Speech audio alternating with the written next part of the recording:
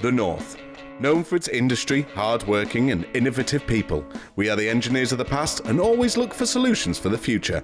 Our Creative North wants to celebrate that and show the world what we can do.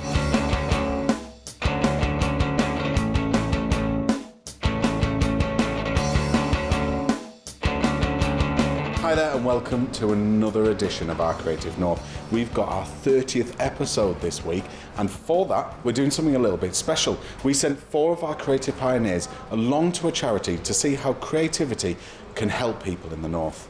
Let's see how they get on.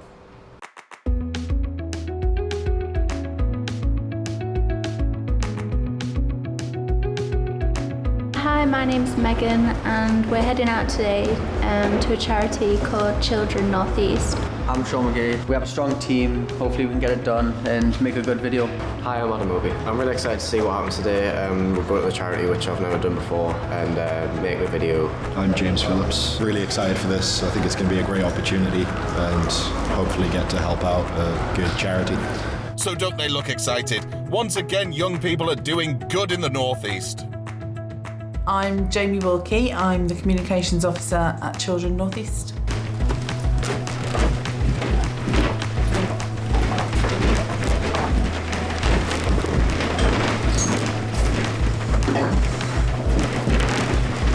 Hi, thank you for coming.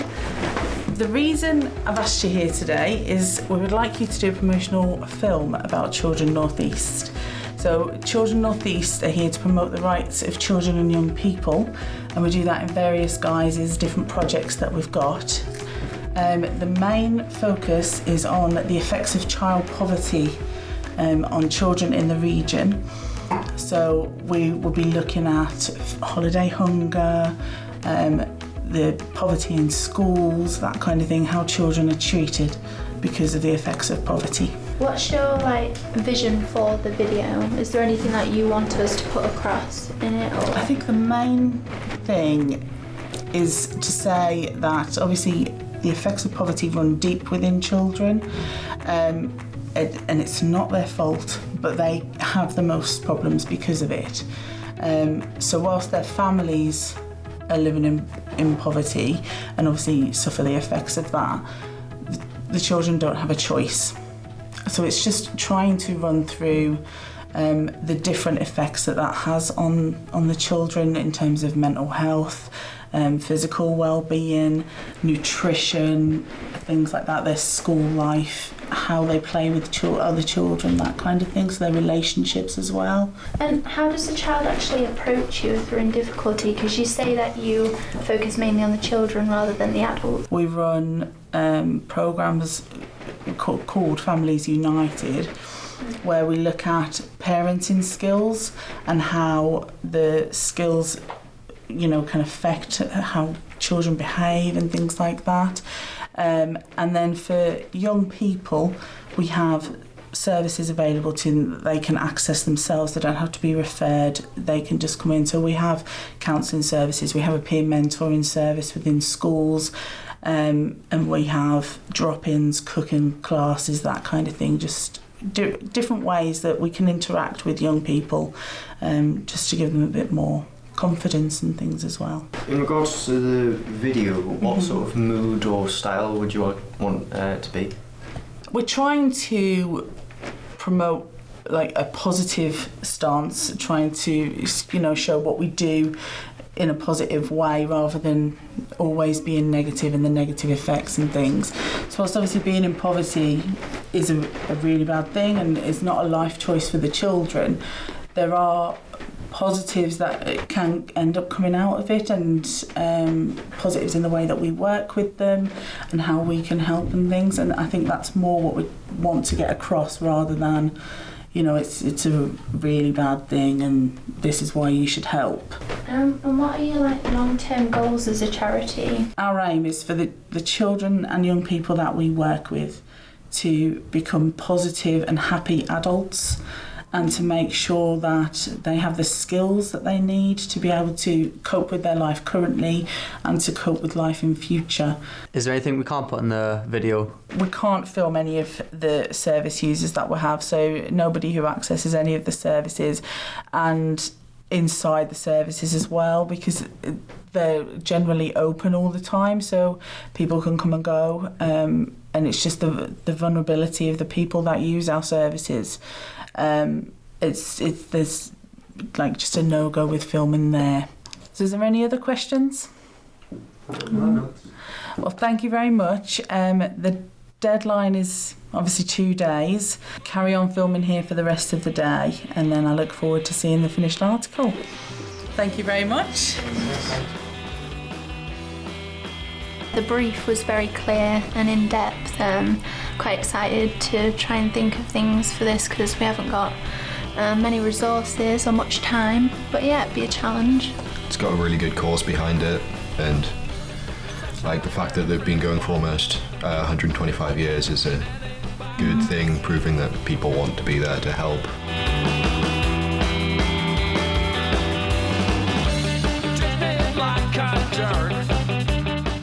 And they're off, and like normal young degenerates, they're going to the park. Right, you can get some headphones in, make sure there's no sound of wind, like flowing on the microphone. Obviously in the trees it's fine. So we've just arrived at the park, got the equipment set up, just getting the actors ready to start the first scene.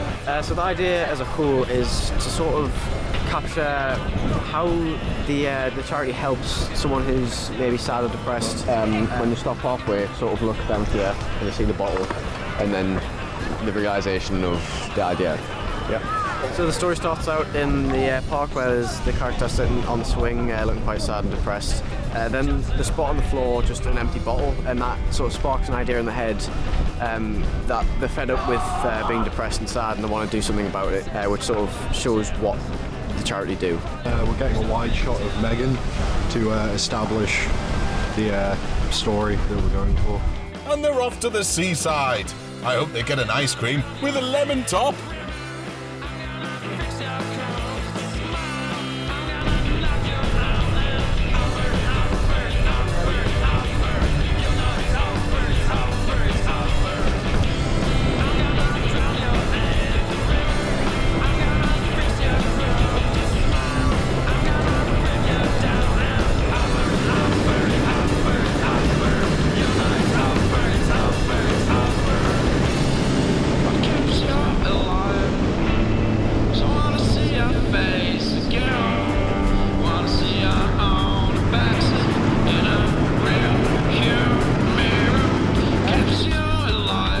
Well, it looks like Adam is doing all the work. Where have the other lot gone?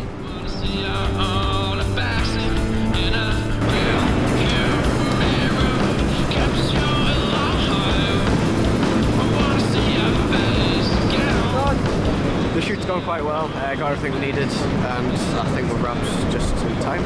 The shots we've got today are absolutely lush. The camera that we've got, just the quality of the image is beautiful, and the beach is just a wonderful setting for the scene. So doing a super, it's definitely a challenge. Obviously it's nice to be able to plan everything exactly how you want it to do, everything that you'd like to do, but every now and then it's nice to have a challenge and try to get through everything. I've learned to sort of just go with the flow and do what I think will work, and sort of trust myself in my ability to see a shot and know that it will work. So all wrapped and off home for a big fish dinner. It was good fun yesterday.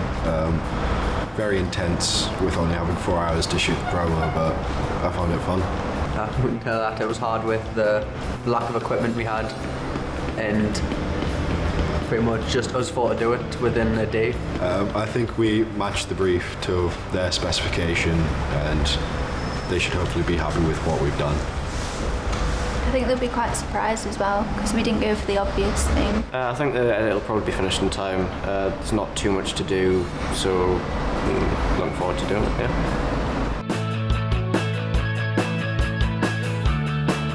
The edit's going quite well. I've got the basic outline done, just sort of fine-tuning that. There's been some challenges just sort of getting the timing right and getting it matched up with the music. So unfortunately, we didn't know yesterday, but there's actually some dust on the image sensor of the camera, which just means in the actual footage there's some dots on the screen, which is quite annoying. Not much we can do about it now, but just get along with it. And Adam does the editing as well? He must have a big pile of paperwork. So it looks like the team are just finishing editing. After the break, we'll see the final film and how Jamie and everybody at Children North East enjoy it and see if they're going to put it up on their website. But after the break, we've got our Business of the Week, which is at Sales Cycle in Hortonley Spring. See you there.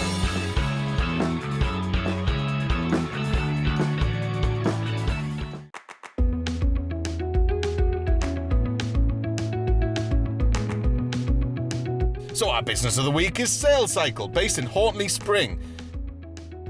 I'm Ali Dickens and I'm Learning and Development Manager based here in the UK at Rainton Bridge, and I'm responsible for the learning and development of all staff here at Sales Cycle, and that's globally. My name's Darren Hall. I'm Chief Revenue Officer for EMEA, that's Europe, Middle East and Africa.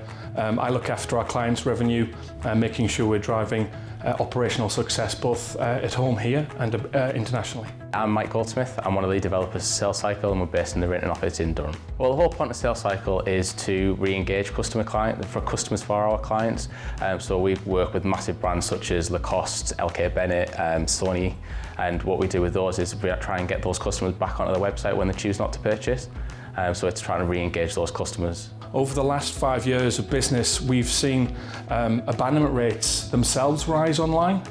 When we started, it was typical that 55 to 60% of online shopping experiences would result in an abandonment. Over that 5-year period, we've seen abandonment rates rise to almost 80%. Our technology allows you to re-engage with that customer and convert them, those 4 out of 5 that walk away. So we can add a lot of value to our customers overall, their annual revenue by 2 and 3%, which when we're talking tens of millions of pounds, it's quite significant. And then we take a commission based on what we generate for that customer. There's quite a few people being brought into the business currently because we're actually investing in getting the business in a place where we're future-proofing it, I guess, if you like. And I was brought in because we didn't have any kinds of learning and development platform globally or in the UK. And what Sales Cycle is really keen to do as a business is to actually start developing the people that are actually in place, but also making sure that we've got people that have the skills and the knowledge to do what we need to do in the future as well. Because otherwise you just end up sitting there thinking, oh, well, I could do that, and oh, I want to do that. And then people leave a business because they're not learning anything new and they're not doing anything exciting. They're just in that kind of churn from the day to day over and over again. Whereas if you can give them something else to do, to focus on, then it kind of takes them into a different train of thought even. You know, I used to work in sales, but now I'm in learning and development. And that's because of some time that was invested in me, that I developed some skills that I've taken somewhere else. So yeah, I think it's really important. It's essential to keep a business going, definitely. We're trying to make sure everybody's happy and doing what they want to do and that everyone's passionate about it, and that's something that really stands out the way that we do our business. It's all about coming from a passionate place. There's probably only 1 or 2 main competitors in the UK. We see a few more once you start going outside of the UK. So the US has got a couple more Singapore areas. There's 1 or 2 competitors in that area, but because we've got the 3 main areas, we are quite a global brand now. You can see that with the way that we work. We're always trying to get new people in, and because ideas are always brilliant. Just because you know something very well inside out doesn't mean that a new idea can't change the way you think about something. Well, the ethos really is crowd generated. It's not something we've, there's no big pointy sticks and enjoy what you do. It wouldn't work. It's a collaboration of everyone in the office, from our HR and talent team right the way through to everyone picking the phone up and doing their day-to-day jobs with a smile on their face. I think it's really a testament to the region as well, because I'm a local lad. I'm from Durham. I've worked in Manchester. Worked for a period of time in London for Sales Cycle, and we set up a satellite sales office down there. But you often find that drive doesn't come down to where you live, it comes down from something internal, and we try to find that in our recruitment process. We try to hire people that have that drive. From where it's come from, when I joined, it was quite a small business. There was Dom, who was the head of the business, who was very involved in everything that was going on and around in day-to-day business, so like how things were going, why things were going in a particular way, in negotiating with clients. Client services was 2 or 3 people, technology was 3 or 4 people, sales was only 3 people at the time, so it was quite a small business when I joined, and in that 3 years it's grown exponentially, so we're over 110 staff now globally, which includes 2 other offices which I've mentioned, is in Singapore and the US, so it's been been really exciting to be part of that, and I think the reason that we're based in the north is we've got the opportunity we've got a lot of resources to tap into. The northeast very good for that. There's a lot of technology, there's very good universities that are outputting a number of candidates for us to look with and work with. I've been in the northeast for 15 years now, so yeah, so a long old time. And I originally came up with work for 6 months, and I just fell in love with the region and just stayed here. 15 years later, I'm still here. Well, a big thanks to everybody at Sales Cycle who were incredibly welcoming to the crew, and the work that they do is amazing, it really is. You should check that office out. So back to the story, our 4 pioneers gone along to Children North East. Let's see how they're getting on. I'm Carol Taylor and I'm Senior Fundraiser for Children North East. I'm Jamie Wilkie, I'm the Communications Officer at Children North East. We provide services for children, young people and families in terms of helping them in things that might cause problems. So in terms of mental health, poverty, anything that can result in them having an issue that we could deal with. I've worked in charities for 16 years now. With a national children's charity prior to this, and for 10 years with Children North East. So it's a passion that for me to put something back into my region and to know the difference that we make, and that's the bonus of working for a regional children's charity. You actually see the difference and you get to meet our supporters. Child poverty is a big issue in the north, especially the northeast and within the inner city regions. Especially since the last government change as well, things with benefits and stuff, it has created more child poverty. I think the work that we do covers a wide range of children and young people and families as well. We don't just focus on one kind of issue. The issues that we have or that we deal with can cut across any kind of family. All of a sudden someone could be in poverty, have issues, be kicked out of their house or something like that, and that's what we're there for. So we're there for every family. Well, funds are desperately needed. Like all charities, we're funded through various income streams, sometimes very vulnerable streams such as local authority funding, a contract that we may have for 3 years, maybe now just for 1 or 2 years. Unrestricted funding is the most valuable. It enables us to go over and above. It enables us to be able to plan further ahead than we would normally. And now let's hear from Jamie and see what she wanted from the film. Something that will encourage people to find out more about us, encourage people to donate more, and volunteer more with us.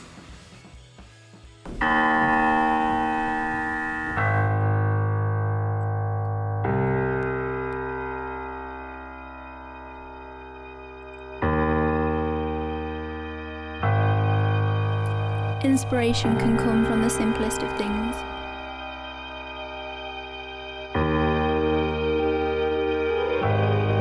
It's what you do with them that matters.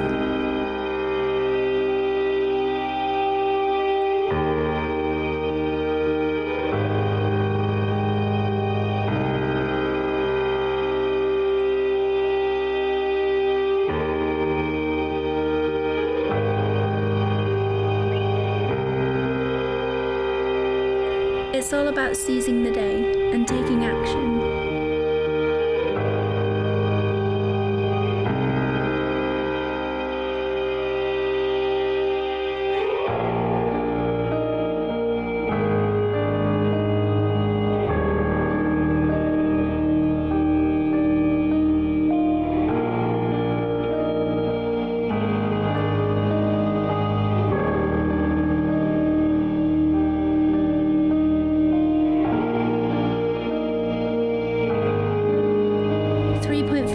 Children in the UK are living under the poverty line.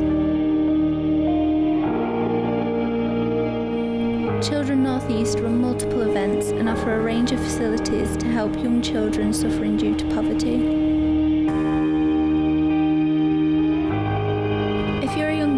poverty, Children North East are here to help.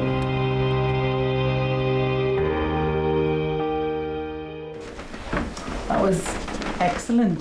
It was so engaging from start to finish and very, very emotive. It evoked a lot of emotion, I think, from start to finish. That was brilliant, well done. The team did very well considering the little time they had and the knowledge of the charity beforehand. They did amazing, actually. It was such an emotive video for a cause that is obviously, very close to us, and it's something that I think will engage people, definitely. I think if we had a lot more time, there would have been a lot of things we'd change. We probably wouldn't have gone with that idea. I think we would have refined the storyline. It was a little bit confusing. Yeah. We sort of worked on the voiceover a bit more, but with the time we had, I think we did quite well. And that's another episode. Now to James to finish us off. What great work our pioneers did this week, and that's an amazing example about how creativity can help not just for businesses making profit, but also for charities and help them get their message across. Thanks again to Children North East, our pioneers and Sales Cycle, and we'll see you next week for Our Creative North.